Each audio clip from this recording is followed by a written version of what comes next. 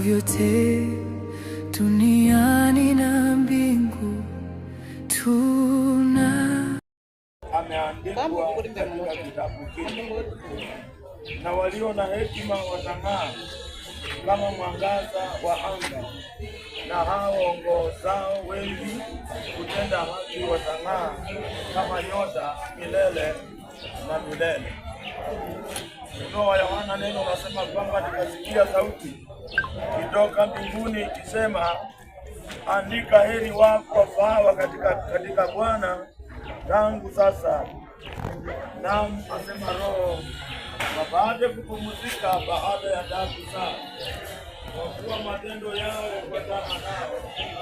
Kisha nikaona na tazama, wingu jeupe, na juu ya wingu ndio ameketi mmoja mfano wa mwanadamu, mwenye taji ya dhahabu juu ya kichwa chake, na katika mkono wake mundu kali.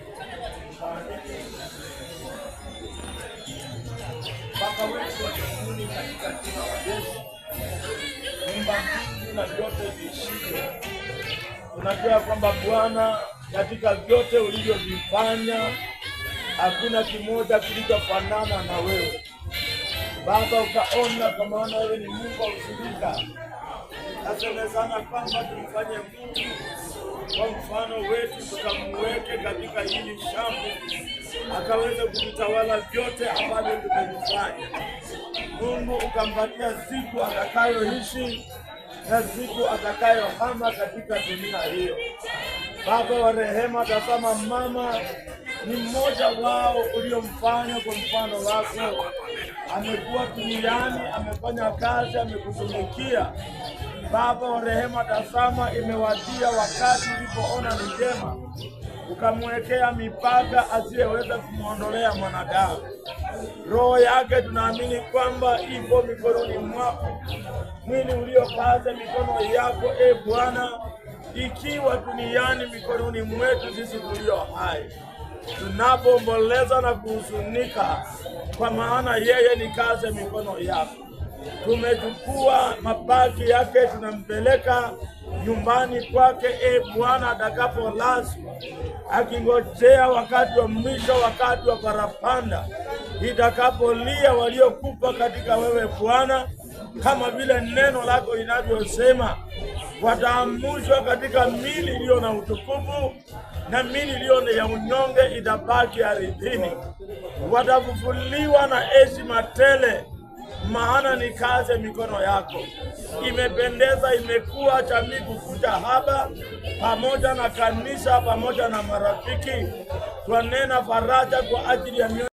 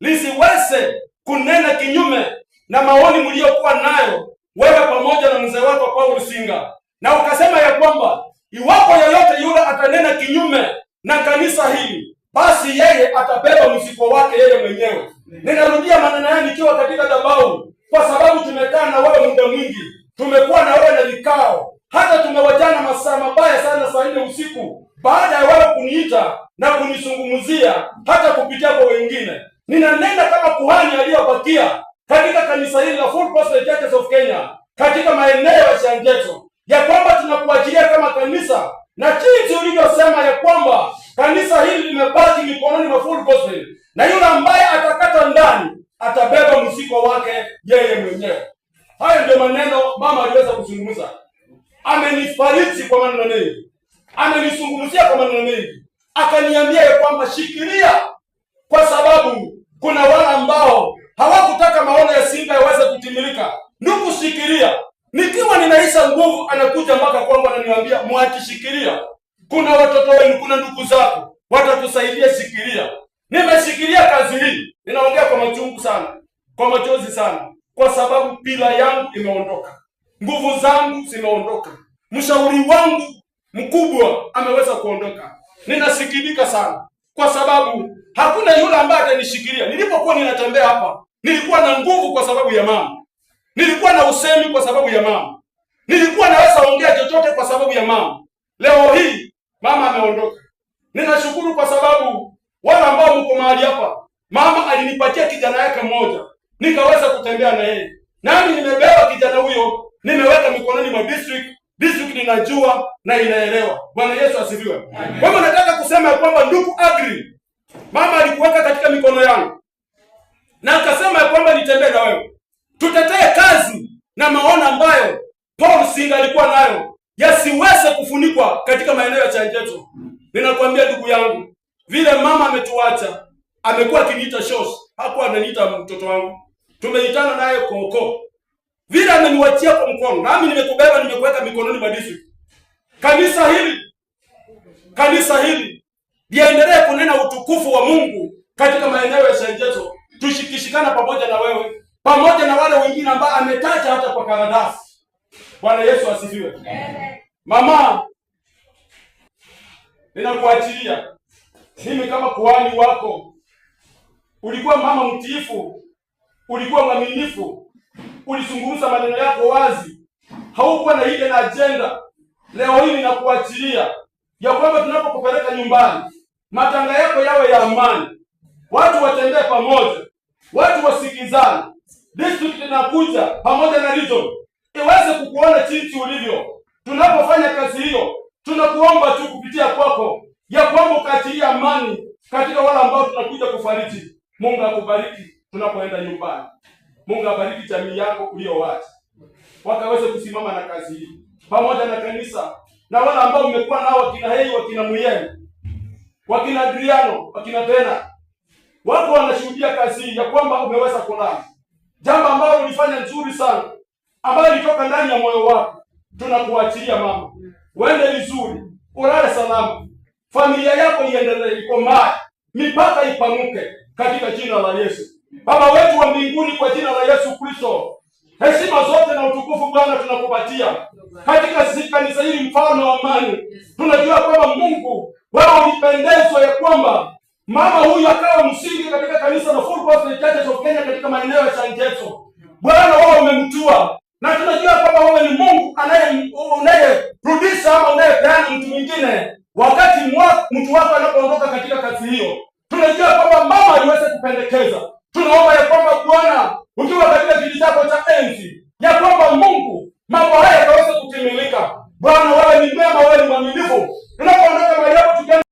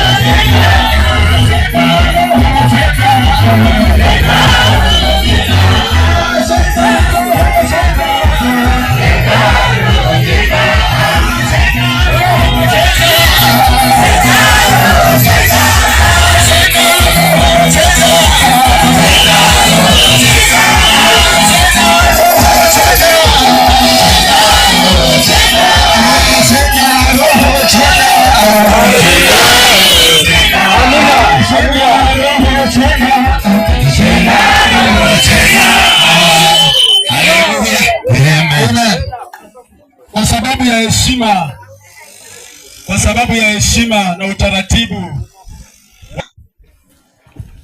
nataka kuchukua fursa hii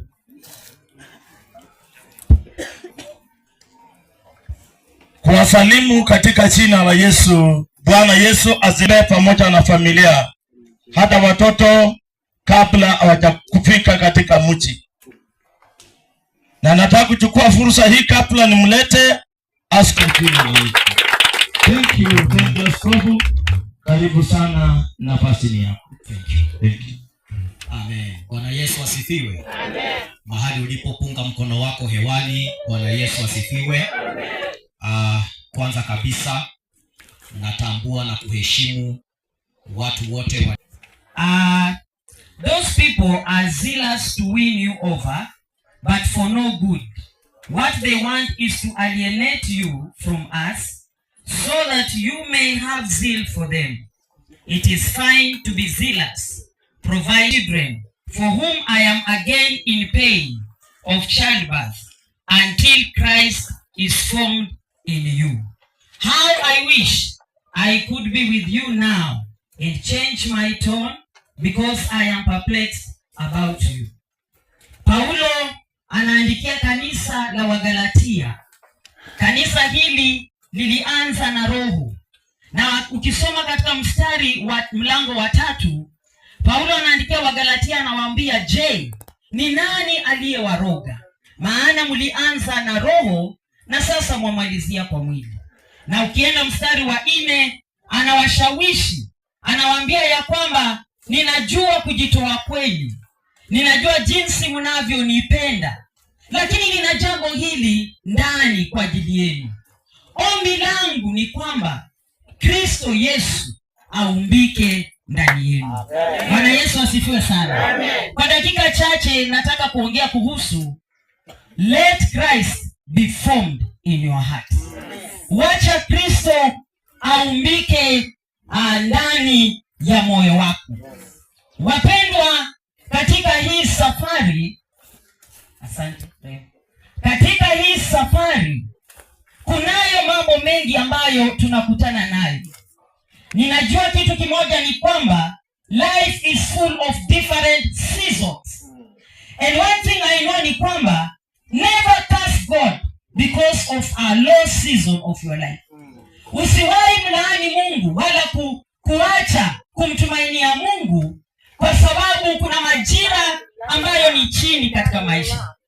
Kila mmoja wetu tumepitia maisha na majira tofauti, na tunajua ya kwamba katika maisha haya tunaweza kutana na watu pia tofauti. Tunaweza kutana na wale watatupenda, tunaweza kutana na wale watakuwa na nia tofauti. Lakini pamoja na mambo yote, kilio cha imagine mwanaume mtumishi wa Bwana akiwa na uchungu kama ule wetu. Akina mama mnaelewa. Na huo uchungu haukuwa kwa sababu wawe na kadi ya kanisa. Hapana. Hakukuwa na huo uchungu ili wajiunge na dini fulani. Hapana. Alikuwa na huo uchungu maana alipoangalia Wagalatia akasema, ninatamani zaidi ya mambo yote, zaidi ya kadi, zaidi ya ubatizo, zaidi ya cheo, zaidi ya jina nzuri, Yesu Kristo ambaye tutampata baada ya kila kitu aumbike ndani ya mioyo yenu. Wapendwa wote mnaonisikiliza, hakuna ajuaye ni siku gani tutaingia kwa sanduku kama mama yetu. Ombi langu katika matanga haya ya mama ni kwamba tunapokutana na mambo yote, tunza moyo wako. Hakikisha ya kwamba you guard your heart, because the Bible says that we should guard our hearts, because the issues of life zinatoka kutoka ndani ya mioyo yetu. Bwana Yesu asifiwe sana. Tunza moyo wako. Usikubali shetani apande magugu ndani ya moyo wako. Usikubali shetani apande machungu ndani ya moyo wako. Kila ninajua ni kwamba a bitter heart is a bitter life. That is one thing I know. Maisha, moyo ulio na uchungu, moyo uliojawa na uchungu utazalisha maisha ya uchungu. Na moyo wangu nilipokuwa nikisikiliza, nilikuwa nikisema, Bwana, ninaomba ya kwamba ujawe ndani ya mioyo ya watu wako. Bwana Yesu asifiwe sana. Nasema Bwana Yesu asifiwe sana. Now, what forms our heart? Kile ambacho kinajaa ndani ya mioyo yetu kina vitu ambavyo vinaelekeza. Tataja tu mbili alafu tutaomba. Number 1, kile kinajaa kwa mioyo yetu kina control our belief system. What fills your heart determines who you will believe. Utaamini nani? Kile kinajaa kwa moyo wako kinaamua utaomba nani. Na Paulo alipoangalia Wagalatia akaona Mungu alikuwa amejaa ndani yao, Roho alikuwa amejaa ndani yao, lakini sasa Roho hayuko tena. Ndio maana akasema ninawaombeeni, maana aliona imani yao ilianza kupotea. Ninaomba kila mmoja tunaposikiliza neno hili, usiwache kumwamini Mungu. Waweza kutana na mambo mazito, waweza kataliwa, waweza dhihatiwa, waweza tupa nje, lakini ombi langu ni kwamba nishike Mungu. Ila ninajua ya kwamba seasons can change, but when you have God, God will remain faithful in all seasons. Hallelujah. Kama kuna watu hivi sema amen. Yesu achilie.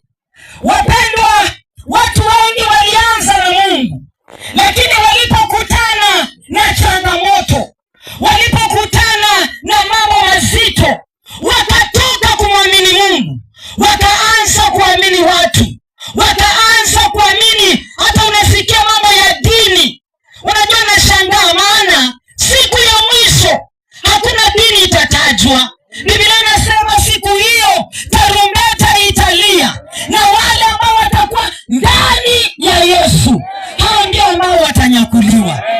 Usitoe imani yako kwa Yesu, usimwache Yesu, usiende kando na huyu Yesu, because akijawa ndani yetu hata tuacha. Nataka kuongea na jamii ya kwamba Yesu akijawa ndani yenu, hata wakati huu mgumu atawafariji. Hata wakati mnasikia kana kwamba hakuna aliye karibu nanyi, wakati ambapo sisi wote tutaenda, Yesu atabaki kuwa pamoja nanyi. Bwana Yesu asifiwe sana. So what forms your heart determines what you believe. Kile kinajaa kwa moyo wako kinaamua vile utaamini. Kitu kingine, kile kinajaa kwa moyo wako kitadhihirishwa na kile unachonena. What you speak tells us what is in your heart. Angalia jirani kidogo, mwambie siwezi kukujua lakini ukiongea nitajua. Ongea na mtu kwa hii matanga. Unajua mimi si pastor sana, mimi ni mwinjilisti. Ongea na jirani kidogo. Amen. Unajua si rahisi ujue mambo ya mtu mpaka aongee. Akiongea unajua. Na ndio maana unawaona watu waliojawa wivu, wakiona mtoto wa mtu amesoma, wananena neno, wanasema hata huyu hakuna mahali anaenda. Hiyo roho ya wivu ishindwe katika jina la Yesu. Amen. Wapendwa waombolezaji, tusikubali wivu ijae kwa mioyo yetu. Tusikubali ile jealousy, envy, bitterness ijae kwa mioyo yetu. Kitu moja nimejifundisha ni kwamba mwenzangu akifaulu, nimefaulu. Akiinuliwa, nimeinuliwa. Halo, Bwana Yesu asifiwe sana.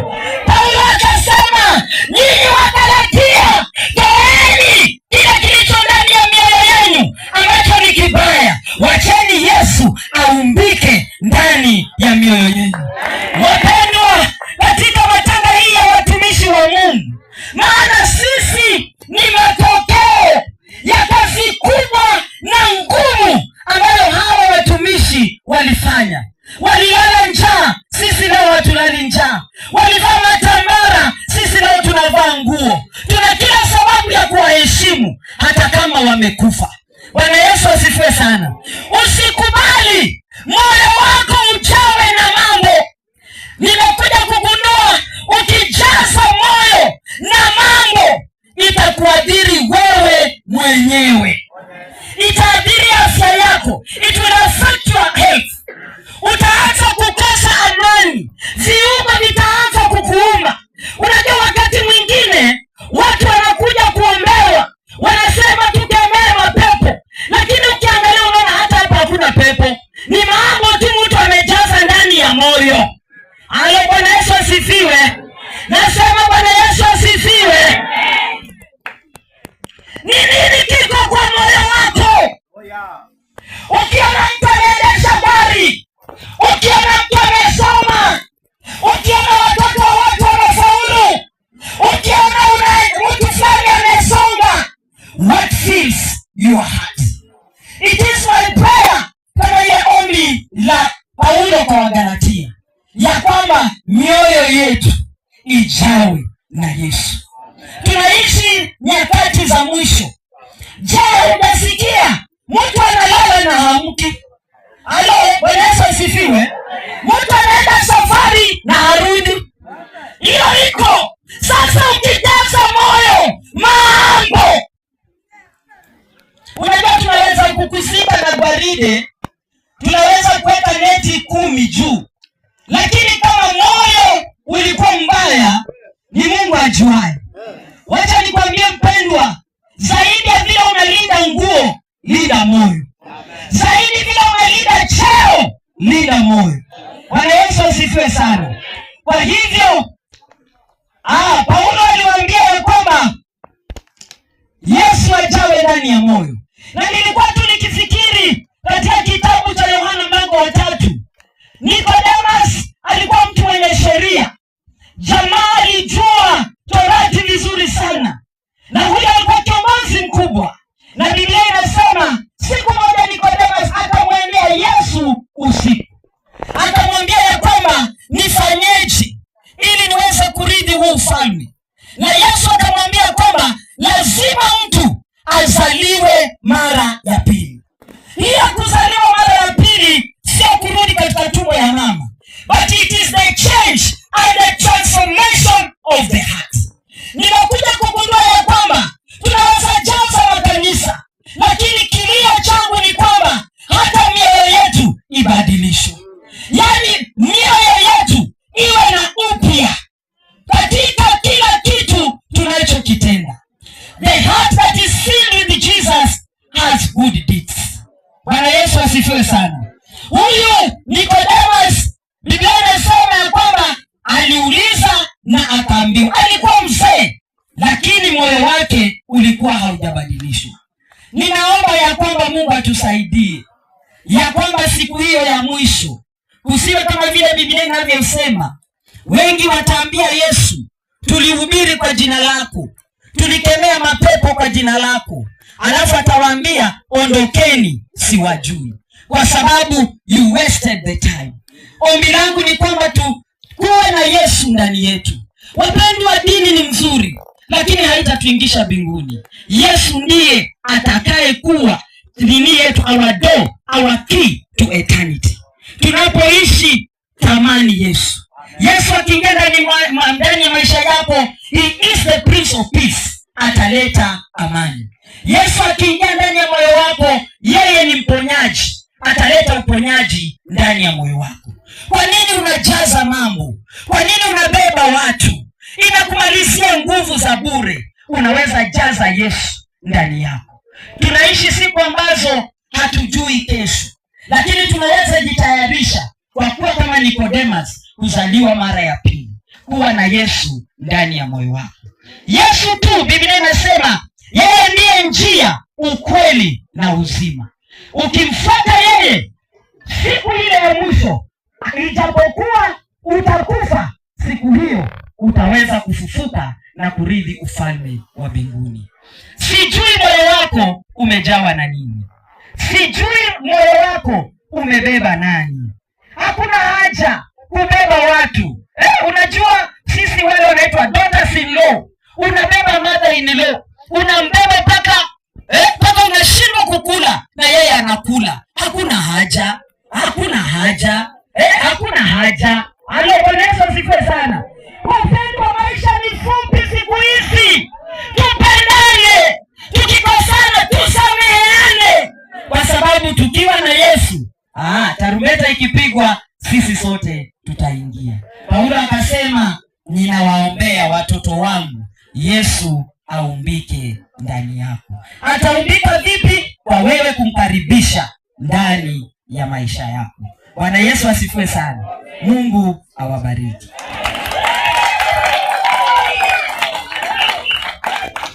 Amen. Chapia Bwana Yesu makofi mazuri.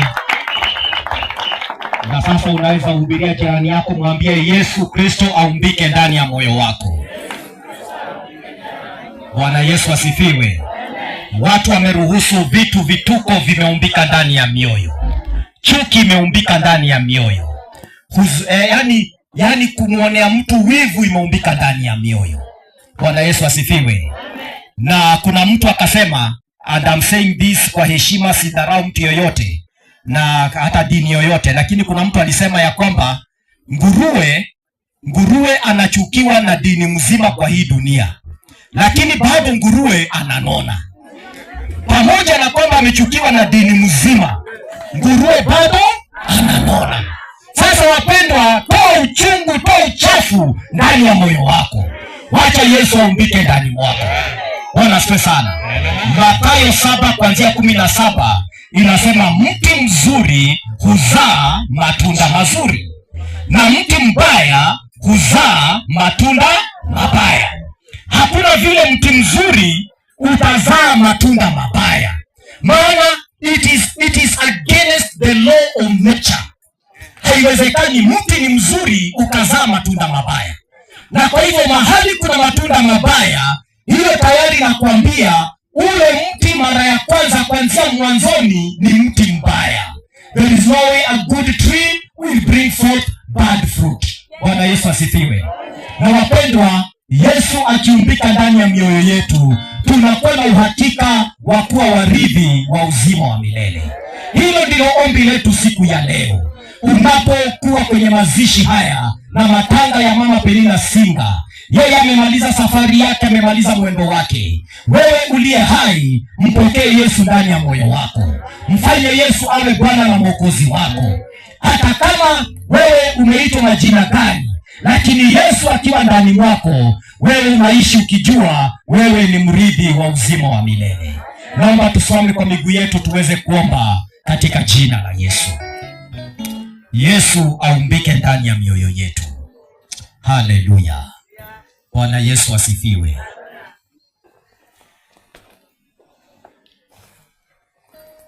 Sijui katika maisha yako unapojiangalia, ni kitu gani kimeumbika ndani mwako? Unapoishi maisha haya, unayaishi namna gani? Je, umempa Yesu nafasi ndani ya maisha yako, ya kwamba yeye aumbike na yeye atawale? Maana akiumbika, wewe bila kupingwa ni mwana wa Mungu na mrithi wa uzima wa milele. Tukiwa tumefunga macho yetu, unaweza kuwa uko kwenye matanga haya siku ya leo na unasema, vile ninaishi maisha yangu, ama vile nimeishi maisha yangu, ukweli ni kwamba Yesu hajaumbika ndani mwangu. Nataka nimpokee siku ya leo, nimwamini siku ya leo, na nimfanye kuwa Bwana na Mwokozi wangu. Hata kwa matanga, Yesu huokoa, Yesu hukomboa, na Yesu hufanya watu upya katika jina la Yesu. Tukiwa tumeinamisha vichwa vyetu na kufunga macho, wasema, mimi nataka nimkaribishe Yesu ndani mwangu. Yesu huyu aniokoe, aumbike katika moyo wangu. Mahali ulipo, nataka niombe ombi hili, nawe unaporudia mahali ulipo, sema, Bwana Yesu, naja kwako siku ya leo, ninaomba uumbike ndani mwangu. Ninakukaribisha moyoni mwangu uwe Bwana na Mwokozi wangu. Kuanzia leo nitakufuata. Ninakuamini ya kuwa ulikufa msalabani na ukafufuka ili mimi niweze kushinda. Futa jina langu kwenye kitabu cha kuzimu na uliandike kwenye kitabu cha uzima. Asante Yesu kwa kuniokoa. Amen. Baba, nashukuru na kubariki watu wako siku ya leo. Kila mmoja amekuamini siku hii. Ninaomba Bwana, tunapoishi maisha yetu, uendelee kuumbika ndani ya mioyo yetu, ukijaza mioyo yetu na uwepo wako, ukuu wako na utukufu wako. Tunaomba chochote kingine ambacho kimejaa katika mioyo yetu ambacho hakitokani na wewe, si mapenzi yako Bwana, tunaomba utuondolee. Tunaomba ondoa chuki ndani ya watu, ondoa wivu na fitina, ondoa Bwana ubishi na mashindano, ondoa hata uchungu wa kila namna katika jina la Yesu. Na Bwana, uwepo wako ufurike ndani ya mioyo yetu. Ubarikiwe na hata uinuliwe. Kwa jina la Yesu tunaomba na kuamini. Amen. Asante. Tunaomba vipindi vilivyobakia tutumie muda wetu mzuri ili kwamba tukamilishe ibada. Masaa ya ibada ndio haya ya kuweza kumzika mama yetu. Amen.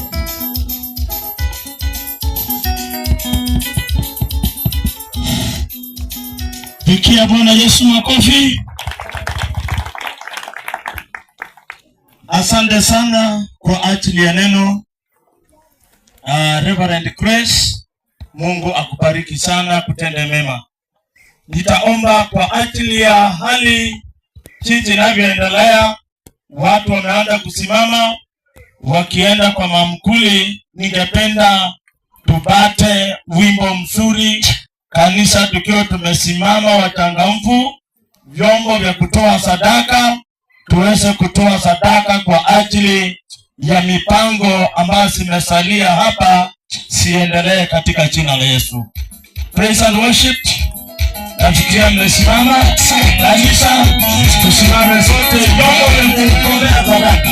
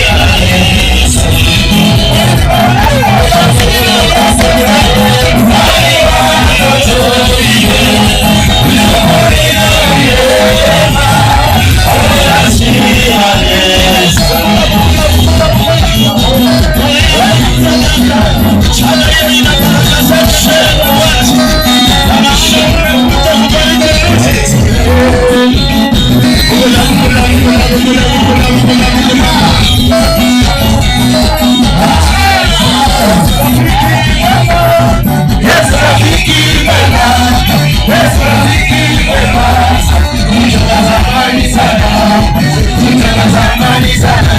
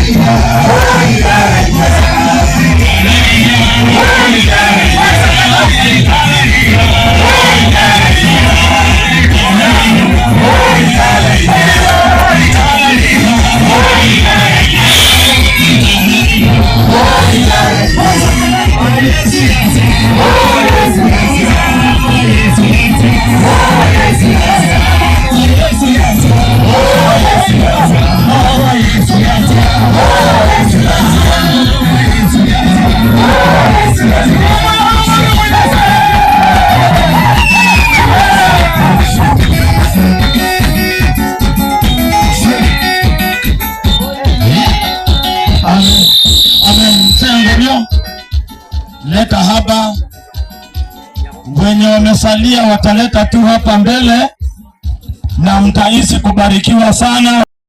Aibu ufufuliwa katika fahari, upandwa katika udhaifu ufufuliwa katika nguvu, upandwa mwili wa asili ufufuliwa mwili wa roho. Ikiwa uko mwili wa asili na wa roho pia uko ndivyo ilivyoandikwa, mtu wa kwanza Adamu akawa nafsi iliyo hai, Adamu wa mwisho ni roho yenye kuisha. Lakini hautangulii ule wa roho, bali ule wa asili, baadaye huja ule wa roho. Mtu wa kwanza atoka katika nchi, ni wa udongo. Mtu wa pili atoka mbinguni. Kama ilivyo yeye wa udongo, ndivyo walivyo walio wa udongo, na kama alivyo yeye wa mbinguni, ndivyo walivyo walio wa mbinguni. Na kama tulivyoichukua sura yake yule wa udongo, kadhalika tutaichukua sura yake aliye wa mbinguni. Ndugu zangu, nisemayo ni haya, ya kuwa nyama na damu haziwezi kurithi ufalme wa Mungu, wala uharibifu kurithi kutokuharibika. Angalieni, nawaambia ninyi siri, hatutalala sote, lakini sote tutabadilika kwa dakika moja, kufumba na kufumbua, wakati wa parapanda ya mwisho. Maana parapanda italia, na wafu watafufuliwa, wasiwe na uharibifu, nasi tutabadilika. Maana sharti huu uharibikao uvae kutokuharibika, nao huu wakufa uvae kutokufa. Basi huu uharibikao utakapovaa kutokuharibika, na huu wakufa utakapovaa kutokufa, hapo ndipo litakapokuwa lile neno lililoandikwa, mauti imemezwa kwa kushinda. Uwapi ewe mauti kushinda kwako? Uwapi ewe mauti uchungu wako? Uchungu wa mauti ni dhambi, na nguvu za dhambi ni torati. Lakini Mungu na ashukuriwe, atupaye kushinda kwa Bwana wetu Yesu Kristo. Basi ndugu zangu wapendwa, muimarike, musitikisike, mukazidi sana kutenda kazi ya Bwana siku zote, kwa kuwa mwajua ya kwamba taabu yenu siyo bure katika Bwana. Sote tuseme amen.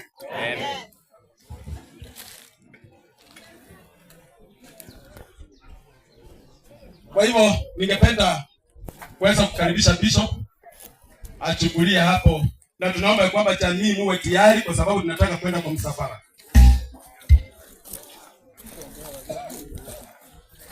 Amen.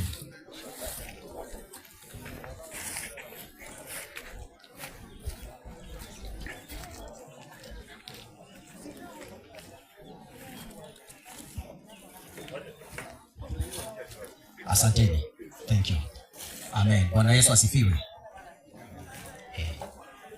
Tungelipenda familia tuwafike hapa mbele tuweze kuomba na wao. Tungelipenda tuombee familia. Na tunapoombea familia pia wakutusaidia kubeba mwili wa Mama Pena Singa, wa familia wakuje mkono wangu wa kulia, na wakutusaidia kubeba mwili wakuje upande wangu wa kushoto. Familia tunataka tuwaombee mahali walipo, na kama si wote wako hapa, wachache watakaokuwa watawakilisha.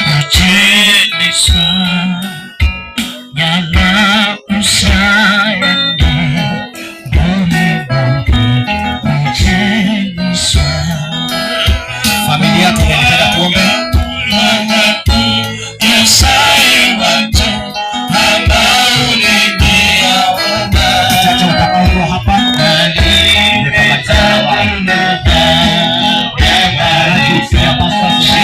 Yeah.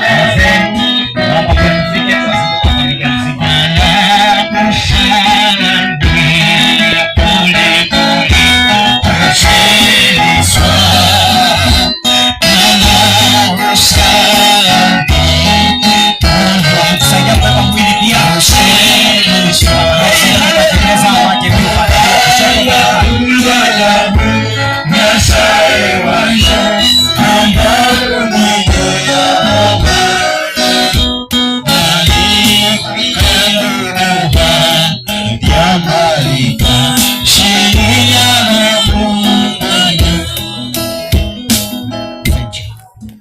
Naomba family wakiwa hapa pia tupate wale watatusaidia kubeba mwili. Wa kutusaidia kubeba mwili kuna watu. Huo wimbo ukiendelea.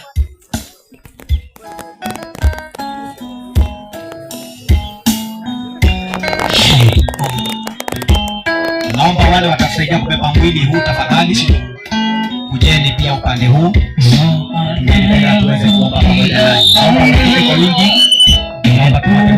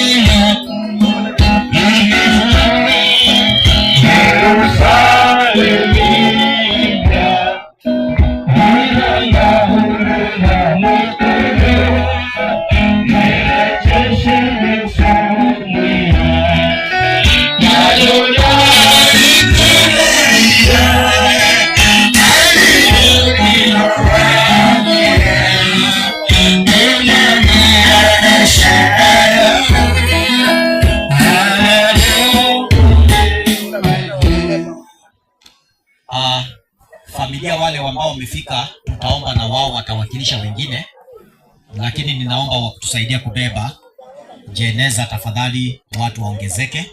Wengine naomba waungane mahali hapa. Wanakuja? Neti tutafanya baadaye. Neti baada ya maombi ndio tutafanya neti. Tuongezeke. Asante, Amen. Watasaidiana, watu wako tu watasaidiana. Asante pande ule. Tunashukuru. Bwana Yesu asifiwe. Bwana Yesu asifiwe familia. Tungelipenda kuwaombea, na sisi tunawaombea amani ya Mungu. Tunawaombea baraka za Mungu. Kama jamii muwe na umoja. Katika Biblia wakati ambapo Yusufu kule Misri ndugu zake wakiwa wameenda na alikuwa na baada ya kununua chakula na wanarudi kwenda nyumbani, aliwapa wosia mmoja. Akawaambia, mnapoondoka na kwenda kurudi nyumbani msigombane njiani. Nasi tunaomba katika safari hii mnapoenda baada ya mama kuaga tusiendelee kugombana njiani. Tunaomba mshikane na muwe na amani. Tena Yusufu huyu akiwa karibu kufa katika Mwanzo 34 akawaambia kwa hakika, wana wa Israeli wakiwa kule Misri, akawaambia kwa hakika Mungu atawatembelea. God will visit you. Baada ya kifo cha mama, jamii ya Singa, jina la Yesu. Baba Mungu uishie milele, tunakabidhi familia hii ya mtumishi wako marehemu Paul Singa pamoja na mama Bena Singa ambaye uliwapatia Bwana, ukawabariki na watoto, ukawabariki na boma hili, ukawabariki hata na wajukuu na watu wa ukoo. Mfalme wa falme, katika safari hii ya mwisho ya mama yao Bena, tunawaombea ukawafariji, na waombea uwape amani, na waombea ukawatulize. Zaidi ya yote uwe Mungu ndani ya maisha yao, ukasimamishe jamii hii, msingi waliowekwa ndani mwake. Tunaomba wataendelea kujengwa ndani ya msingi huo, ya kwamba Bwana mabwana, nuru ya Injili itaendelea kuwaka katika boma hili, ukuu wako utaendelea kuwaangazia, na kwa sababu ya kazi njema ya wazazi wao, ninaomba watoto hawa, wajukuu na hata vitukuu wakafanikiwe. Ninaomba milango ya maisha yao ikafunguliwe, chochote kisije kikasimama katikati yao. kuweza kuharibu baraka zao na kile umewakusudia. Ninaomba Bwana unawapanulia mipaka, unawainua katika maeneo mbalimbali, unawapa hata mali na utajiri, unawainua hata katika hali zote, na pia katika maisha ya rohoni unawainua. Bariki boma hili, ukalifunike kwa wema wako, amani yako itawale. Ninaomba ya kwamba mfalme wa falme utawasaidia na utaendelea kuwatembelea. Bariki hata wale wanaotusaidia kubeba mwili huu tunapoendelea na msafara wa kuzika Mama Pena. Ukawabariki na ukawatunze. Kwa jina la Yesu naomba na kuamini. Amen. Ninaomba sasa haya maua yatolewe. Maua haya yatolewe juu ya jeneza. Wale ambao wana neti, walio na neti, tutapokea upande huu penye tuko. Hiyo hema iko nzuri. Tutaenda tunapita katikati tunapoweka neti, alafu baadaye tuanze msafara. Wachungaji watakuwa mbele, jeneza litatufuata.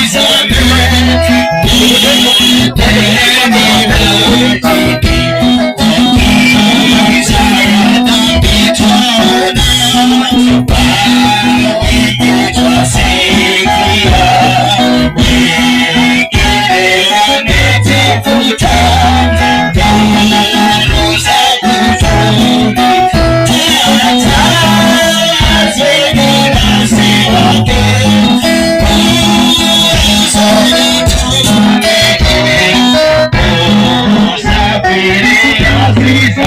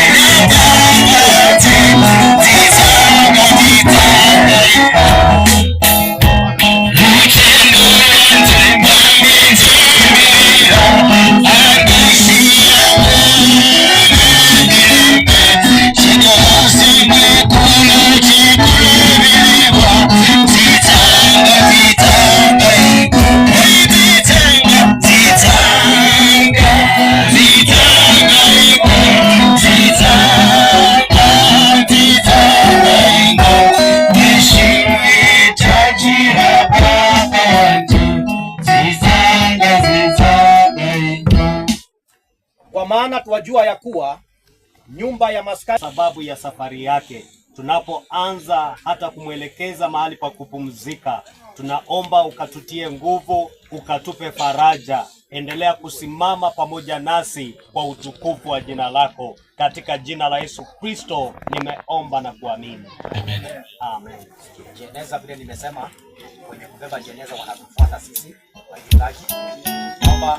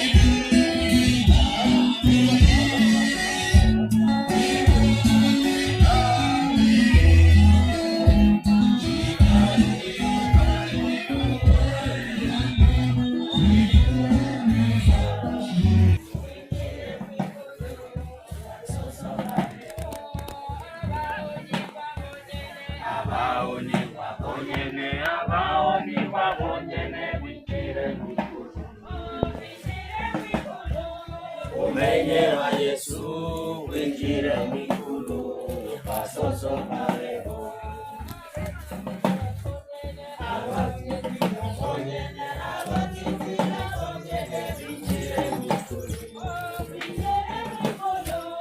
Umenyewa Yesu winjire mikulu basoso marebo Abalaisa onyene abalaisa onyene. Yesu akamwambia, mimi ndimi huo ufufuo na uzima. Yeye aniaminiaye mimi, ajapokufa atakuwa anaishi. Naye kila aishie na kuniamini mimi, hata kufa kabisa, hata milele. Je, unayasadiki hayo? Baba wa mbinguni, tazama walioweka agano lao na wewe Bwana. Jehova, umewaandalia makao, maana wewe ndiwe uzima pamoja na ufufuo. Imependeza leo Mama Pena aliyeweka agano nawe. Baba Jehova, utakuwa pamoja naye, roho yake mikononi mwako, kwa jina la Yesu Kristo Bwana wetu.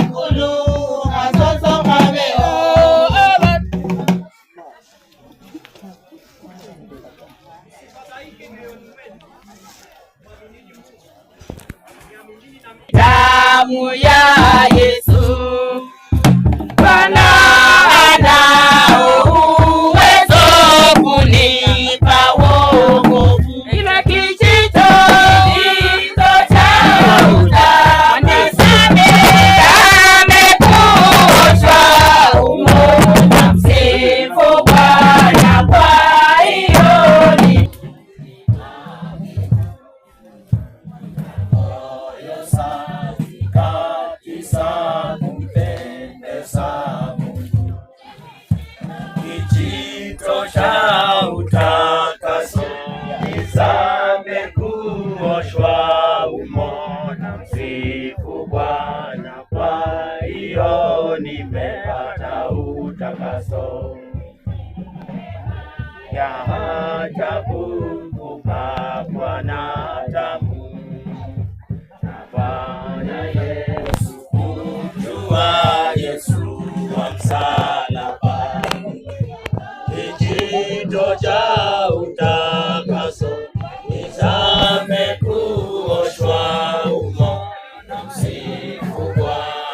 kuondoa katika ulimwengu wote, maana Bwana amenena hayo.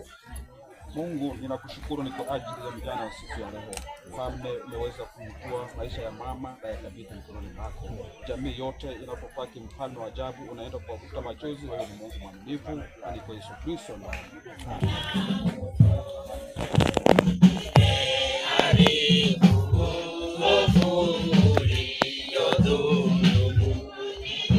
kijito cha utakaso nizame kuoshwa umo, na msifu Bwana kwa hiyo nimepata utakaso. Kijito cha utakaso nizame kuoshwa umo, na msifu Bwana kwa hiyo nimepata utakaso.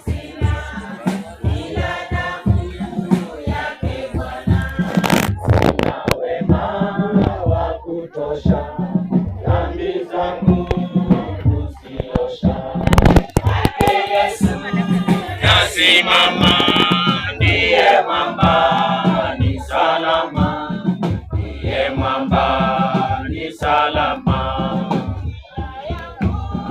Iwe ndefu, yeye unipa wokovu, mawimbi yakinipiga, nguvu zake. Moyo wa hekima. Baba wetu wa mbinguni, Jehova, mwanadamu amehesabiwa siku za kuishi duniani na siku takayo muondosha. Jinsi imekuwa siku ya leo, mama amekuja kwako, mwili ukiwa duniani na ukisindikiza. Kwa Yesu tunaomba na hata kuamini. Njia yangu iwe ndefu, yeye unipa wokovu, mawimbi yakinipiga, nguvu zake ndizo nanga. Kwake Yesu nasimama, ndiye mwamba ni salama, ndiye mwamba ni salama. Damu yake na sadaka nategemea daima, yote chini ya kisha Mwokozi atanitosha. Kwake Yesu nasimama, ndiye mwamba ni salama, ndiye mwamba ni salama. Usemapo enyi wanadamu, maana miaka elfu machoni pako kama siku ya jana kisha kupita, na kama kesha. Tunakushukuru Baba.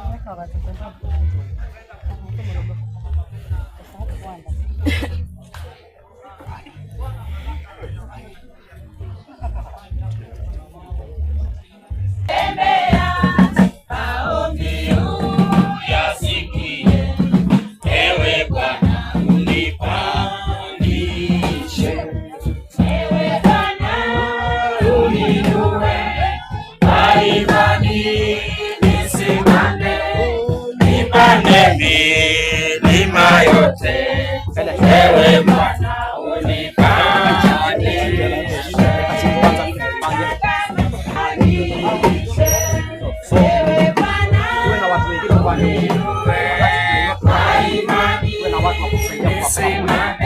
So that iwekwe Ewe Bwana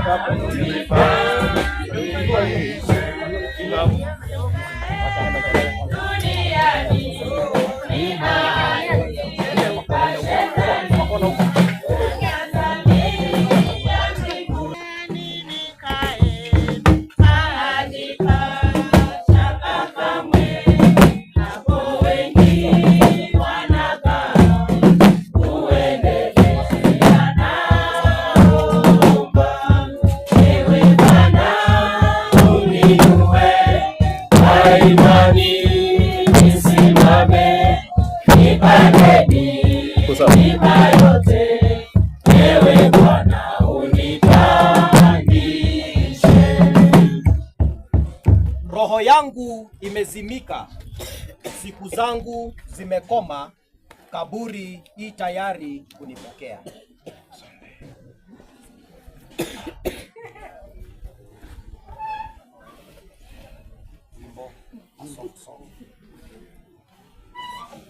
Ninaendelea, inabidi kutembea, maombi uyasikie, ewe Bwana unipandishe, ewe Bwana uninue, kwa imani nisimame, kweli milima yote, ewe Bwana unipandishe.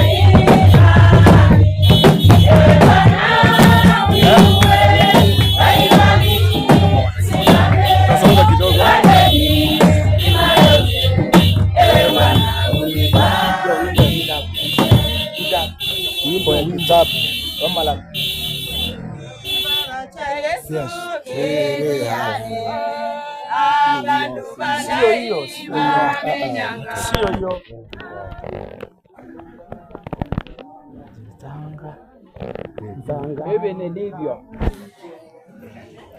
Ta la la la la la la la la la la la la la. Najua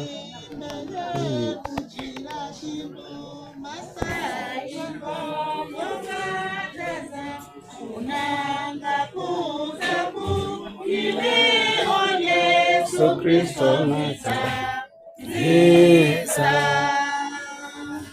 kwa jasho la uso wako utakula chakula hata utakapoirudia ardhi.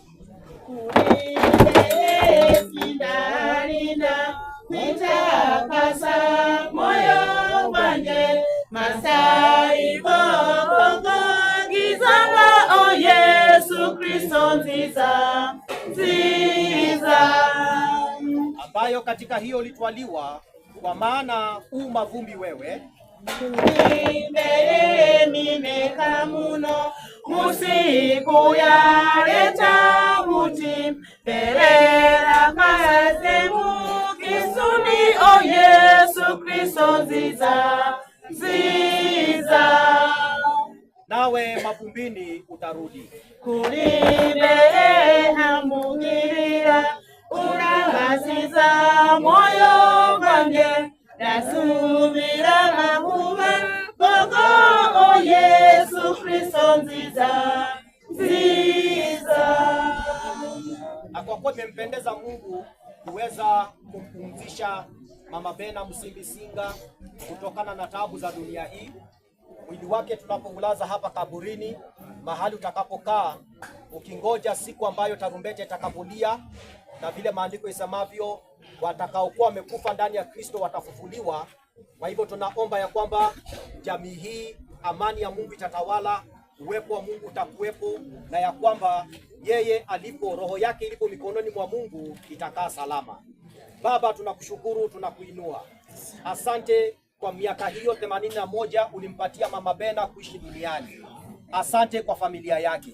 Asante kwa watu waliotengamana na wao na kukaa na wao. Amewaacha wote pamoja na kanisa. Mwili wake ndio tulibaki nao, tunaurudisha mavumbini kama vile maandiko yasemavyo utaweza kurudi. Mungu, tunaomba wewe ndiye utakuja kukamilisha kazi ya ufufuo. Kwa hivyo tunaomba ya kwamba family utailinda, utaweza kuwatunza. Mungu wa rehema, kusiwe na chochote ambacho kitaleta shida katika jamii hii. Hawatakuwa na mahusiano yoyote, maana maandiko imekataa. Hakuna uhusiano kati ya waliokufa na walio hai. Hawataona ndoto wala kuwa na maono juu yake, kwa sababu yeye amelala, amepumzika. Asante, maana wewe unatenda mema. Kwa jina la Yesu naomba na kuamini. Amen. So changa unaweza chotwa, familia pia wanaweza angusha, familia wanaweza angusha hapo, familia wapewe, alafu familia kwanza.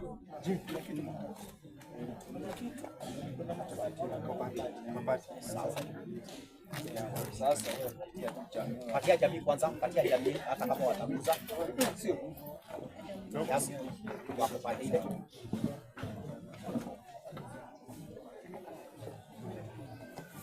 Patia jamii wako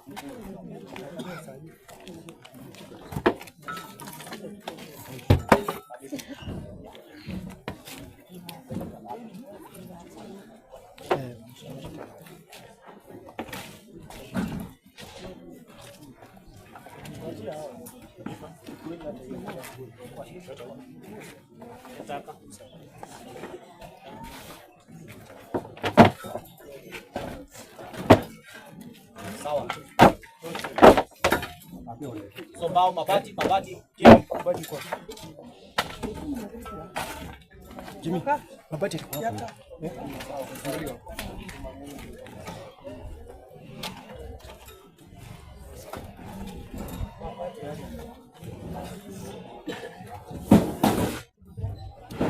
Wale bandera sare kila. Kuna miti hapo.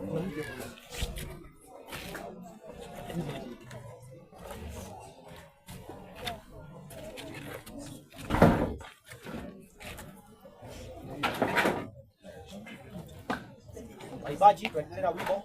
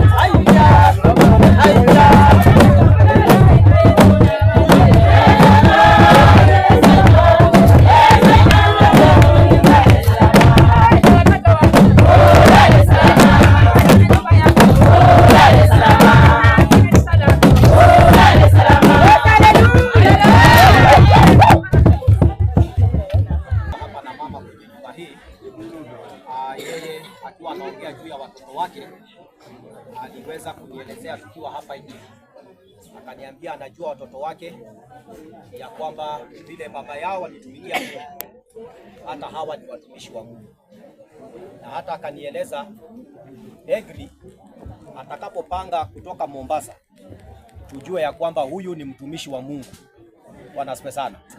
Sijui kama alikuwa anapanga ama siku yenye atakuja kupanga, lakini alisema kipawa cha Mungu kiko ndani ya maisha yake. Kwa hivyo yeye, hayo ni maneno aliniambia mimi binafsi, na akitambua kwamba hata nyinyi wengine ile mbegu ya baba yenu ya utumishi iko ndani ya maisha yenu. Na maandiko katika Wathesalonike wa kwanza mlango wa 4 kuanzia 13 inasema, lakini ndugu, hatutaki msijue habari zao waliolala mauti, msije mkahuzunika kama na wengine wasio na matumaini.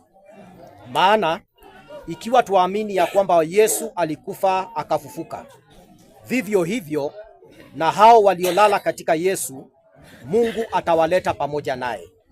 Kwa kuwa tuwaambieni haya kwa neno la Bwana, kwamba sisi tulio hai tutakaosalia hata wakati wa kuja kwake Bwana, hakika hatutawatangulia wao waliokwisha kulala mauti. Kwa sababu Bwana mwenyewe atashuka kutoka mbinguni pamoja na mwaliko na sauti ya malaika mkuu na parapanda ya Mungu, nao waliokufa katika Kristo watafufuliwa kwanza. Kisha sisi tulio hai tuliosalia tutanyakuliwa pamoja nao katika mawingu, ili tumlaki Bwana hewani, na hivyo tutakuwa pamoja na Bwana milele. Basi farijianeni kwa maneno haya. Bwana Yesu asifiwe. Amen. Maandiko imemaliza mambo yote juu ya wale ambao wanalala katika mauti katika wakiwa ndani ya Kristo Yesu. Biblia inasema ya kwamba siku hiyo tarumbete italia na Yesu mwenyewe atashuka mawinguni. Waliolala wakiwa ndani ya Kristo watafufuliwa. Kusema ya kwamba kazi ya ufufuo Yesu ndiye atafanya. Kazi ya kuweka mtu mahali pazuri ama kupeleka mtu mbinguni Yesu ndio mwenyewe anafanya. Hakuna ibada ya kaburini ambayo inaweza badilisha mtu imtoe mahali fulani impeleke mahali pengine. Mama ameaga akiwa Mkristo, akiwa na imani, akiwa amemwamini Bwana. Kwa hivyo hilo tumaini ambalo alikufa akiwa nalo, tumaini hilo siku hiyo ya parapanda ndilo litakalomfufua akutane na Bwana mawinguni. Na hivyo ni kusema ya kwamba kanisa la Full Gospel Churches of Kenya hatuna ibada zingine za kaburini, makumbusho ama tukuje tuchinje kondoo hapa, tuchinje mbuzi hapa ama ng'ombe. Hatuna ibada ama sadaka zingine aina hiyo. Kwa hivyo hata familia, maana watatengeneza kaburi hili, mko na baraka zetu, nyinyi mfanye kazi hiyo bila shida yoyote, bila wasiwasi, bila mambo ingine. Bwana asifiwe sana. Na kanisa tutakuwa tunamalizia mambo yetu na mama wetu hapo vile tumemlaza, na atangoja siku hiyo. Naomba nikaribishe Reverend Naftali, alafu atamalizia na jamii kupelekwa kwa nyumba. Okay, Bwana asifiwe. Amen. Walio na maua tutasunguka kaburi. Tutasunguka kaburi, walio na maua wote wasunguke kwa kaburi. Sungukeni, sungukeni, ndaelezea cha kufuata.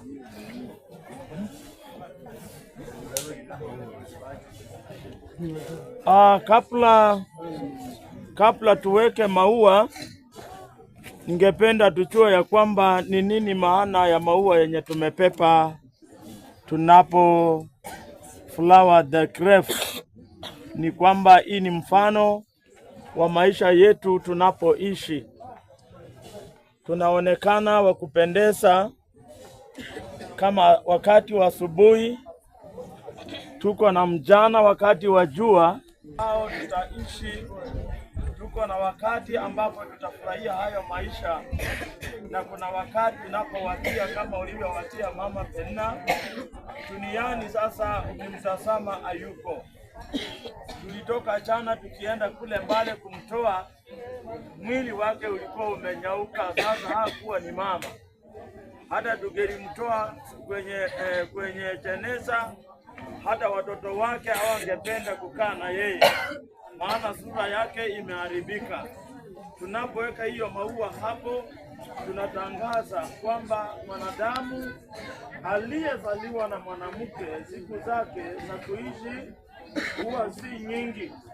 Yeye hujaa dabu anapoishi. Yeye huchanua kama vile ua kisha ukatwa.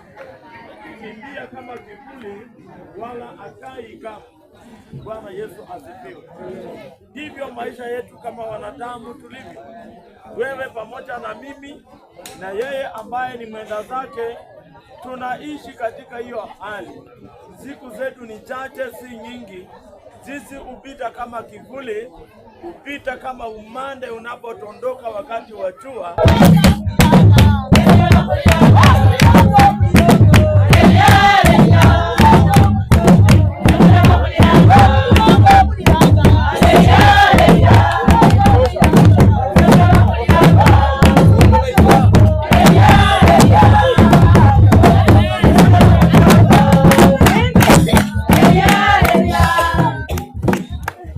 Hatujaomba na mnatoka. Tuombe. Baba wetu wa mbinguni, tunasema asante kwa ajili ya kazi ambayo imeendelea katika mwili wa mwenda zake. Tunaposadiki kwamba roho yake imesalamishwa mikononi mwako, mabaki ambayo ni mwili ulio kazi ya mikono yako, tumeweza kuiheshimu na kuiweka mahali hapa hadi wakati wa parapanda mwisho itakapolia, waliokufa wakiwa katika Bwana wakifufuliwa katika utukufu na katika mili ya utukufu, mwili wa unyonge ukibaki duniani. Mwokozi, tazama tumeweka maua kama alama ya maisha yetu tunapoishi katika mwili. Jehova, katika ulimwengu wa roho Bwana, tunapita kama kivuli. Jehova, tunakaushwa kama maua ya kondeni. Asubuhi inapendeza, jioni haiko. Imependeza mwili wa mama ulipodhoofika, na Bwana uhai ukatoka, mwili ukabaki kama vile maua na umenyauka tena.